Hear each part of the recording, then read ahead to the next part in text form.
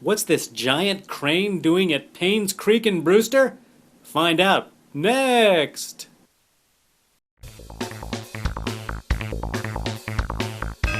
CapeCast.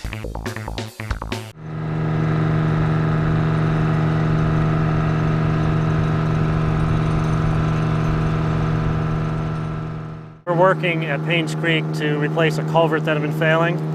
We've got a crane in here today, and we're actually near the end of the project. We're finishing up by removing the sheet pile that we use to dewater the area.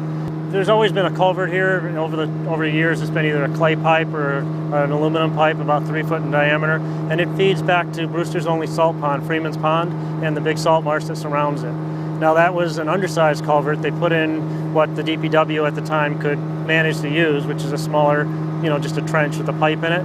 What it really needed was a bigger flow like you'd have with the stream, so we put in a 10-foot wide culvert that'll allow plenty of flushing in there. It'll help improve the salt marsh, restore about 20 acres that have been turning into freshwater marsh, and hopefully prevent some of the sedimentation that's filling in the pond. Narrate us what was going on with the crane, how big's the crane, and how big are these pieces that they were pulling out? Oh, it's an enormous crane. I don't know the actual height of it. I think the sheet piles are 30 to 40 foot tall, all driven into the ground. So they need a very big machine, not just because the sheet piles are so tall, but because the width of the excavation. They got to reach all the way across the excavation and pull things up.